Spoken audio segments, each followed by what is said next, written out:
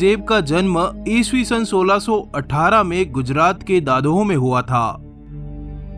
इस वक्त औरंगजेब की उम्र 89 साल की हो चुकी थी और वह उत्तर भारत के विशाल सल्तनत के सिंहासन पर विराजमान था।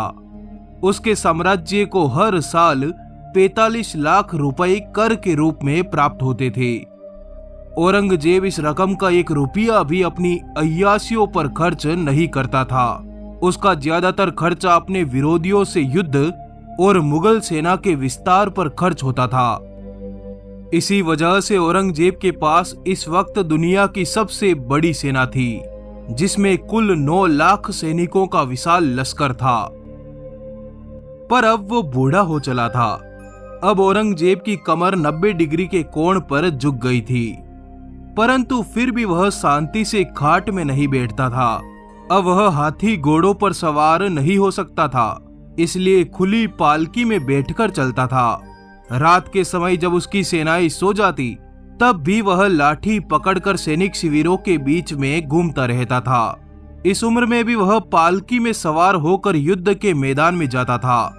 एक समय में 8 से 12 आदमी उसकी पालकी को लेकर दौड़ते थे। उन निहत्थे लोगों के प्राण भी हर समय सांसों में अटके रहते थे। एक गलती का परिणाम सीधा मृत्यु था।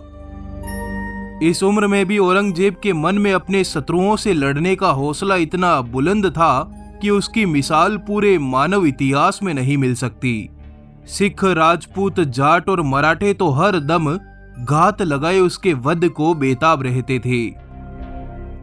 ईस्वी सन 1687 औरंगजेब ने अपनी सेनाओं सहित गोलकुंडा के किले पर चढ़ाई की। गोलकुंडा के किले के घेराव के दौरान औरंगजेब पालकी में बैठकर युद्ध के मैदान में चला आया और अपनी सेनाओं को पूरी ताकत के साथ लड़ने के लिए प्रोत्साहित करता रहा। तभी किले के अंदर से आने वाले तोप के गोले औरंगजेब की पालकी के आसपास ही आकर गिरने लगे थे।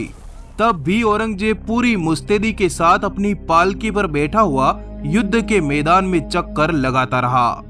वह यह तो सहन कर सकता था कि उसे मृत्यु आ जाए, उस पर तोप का गोला गिर जाए, परंतु यह सहन नहीं कर सकता था कि उसके जीते जी भारत में एक भी सिया राज्य नष्ट होने से बच जाए। आयु बढ़ने के साथ ही औरंगजेब का भयावह शरीर अब और अधिक भयानक हो गया था।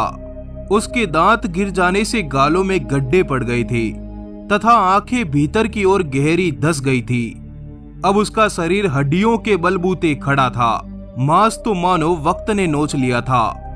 औरंगजेब के पोपले मुंह पर लंबी सफेद दाढ़ी लटकती रहती थी। इन्हीं कारणों से उसका चेहरा बहुत अधिक भयानक दिखने लगा था। ऐसे जर्जर शरीर के बावजूद उसके मन में तनिक भी शांति नहीं थी, क्योंकि लड़ने के लिए उसके पास दुश्मनों की कमी नहीं थी। औरंगजेब ने अपने भाइयों को तो खुद ही मरवा दिया था। उसके पिताजी इस कपूत बेटे को कोसते हुए उसकी दी हुई सजाओं को काटते हुए जेल में ही निपट गए थे, परंतु उसके जीवन काल में ही उसकी समस्त बहनें, बेटियां और बेगमें भी मर चुकी थी। उसकी 3 बेगमें, 2 बेटे तथा नाती पोतों सहित बहनों बेटियों तक की मृत्यु उसके जीवन काल में ही हो चुकी थी। इस वक्त उसकी बूढ़ी आंखों के सामने उसके केवल 3 शहजादे आजम, मुअज्जम तथा कामबख्श ही जीवित बचे थे। फिर भी औरंगजेब के मन में अपने शत्रुओं को नष्ट करने, संपूर्ण भारत को अपने अधीन करने तथा भारत से कुफ्र समाप्त करने का उत्साह कम नहीं हुआ था। इसी कारण सिख, जाट, मराठे, ब्राह्मण और राजपूत पूरे देश में उसके दुश्मन हुए फिरते थे।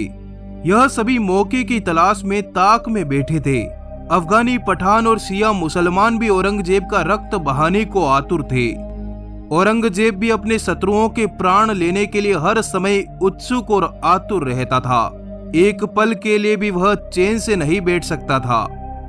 औरंगजेब के बेटे उसकी मृत्यु की प्रतीक्षा करते करते स्वयं बूढ़े हो चुके थे, किंतु औरंगजेब पूरी तरह स्वस्थ था और युद्ध के मैदानों में डटा हुआ था। हावी हो चुके मराठा जब उत्तर भारत की तरफ बढ़ने लगे तो औरंगजेब स्वयं ही अपने पूरे लश्कर के साथ दक्षिण चला आया। अगले 26 सालों तक औरंगजेब मराठों से लगातार युद्ध लड़ता रहा।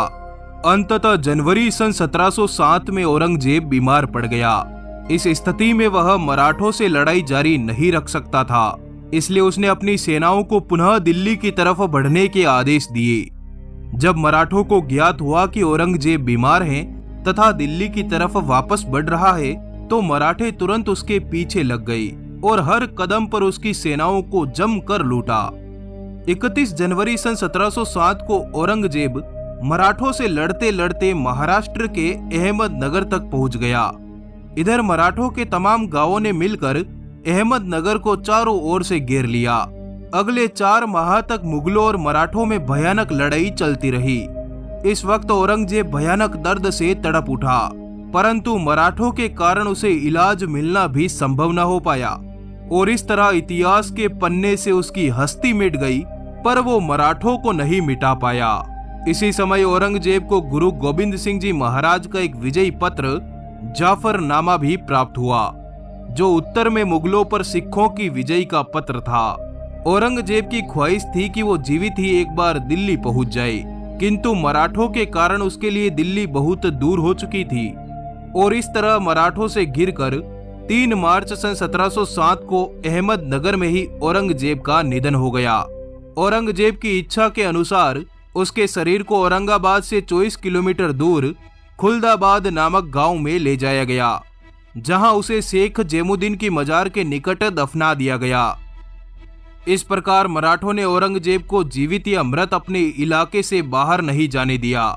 औरंगजेब की मृत्यु के बाद मुगल सेना अपने अंत की ओर बढ़ती चली गई, जिसके बाद भारत में मराठों का उदय हुआ।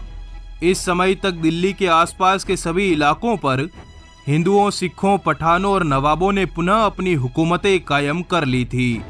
इधर शहजादा आजम उत्तर मध्य भारत में राजपूतों से मुकाबला कर रहा था। शहजादे कामबख्श को मराठों ने बीजापुर में घेर रखा था। वीर दुर्गादास राठौड़ और महाराजा अजीत सिंह मारवाड़ में गदर मचाए हुए थे। जैसे ही राठौड़ों को ज्ञात हुआ कि औरंगजेब की मृत्यु हो गई, तो 12 मार्च सन 1707 को महाराजा अजीत सिंह ने जोधपुर पर आक्रमण कर दिया तथा अपने पूर्वजों की राजधानी पर वापस अधिकार कर लिया। औरंगजेब की मृत्यु का समाचार देश भर में फैलते ही हिंदू, सिख, निजाम, नवाब और पठान मुगलों को बर्बाद करने पर तुल गए। ऐसी विकट परिस्थितियों में भी औरंगजेब के तीनों शहजादे आजम, मुअज्जम तथा कामबख्श एकजुट होकर इन शत्रुओं का सामना करने के स्थान पर मुगलिया सल्तनत पर अधिकार करने के लिए एक दूसरे के ही खून के प्यासे हो रहे थे। लगभग 50 वर्षों की लंबी हुकूमत में औरंगजेब ने भारत भूमि को तहस नहस कर दिया था। ऐसे आदमी के मरने पर किसी को कोई दुख नहीं हुआ। उसके बेटों और पोतों तक को उससे कोई लगाव नहीं था। उसकी मृत्यु पर कोई रोने वाला नहीं था। हालांकि उसकी बेटियों ने अपने जीवन काल में एक बार उसकी कब्र पर माथा जरूर फोड़ा था। मुगलिया तारीखों के अनुसार औरंगजेब ने अपनी कब्र बनाने के लिए टोपियां सीलकर कुछ रुपए एकत्रित किए थे। इन्हीं रुपयों से खुलदाबाद गांव में उसकी बहुत ही साधारण कब्र बनाई गई, जिस पर उस समय 14 रुपए 12 आने खर्च हुए थे। आप इस कब्र को देख सकते हैं। जब भारत पर अंग्रेजों का राज हुआ, तो अंग्रेजों ने औरंगजेब की इस कब्र के चारों ओर संगमरमर का कटघरा बनवा दिया। सही मायनों में औरंगजेब खुद मिट गया, पर अपने देखे सपनों के लिए वो अपने जीवन के अंत तक लड़ता रहा, पर अपनी धर्मांध नीतियों से मात खा गया।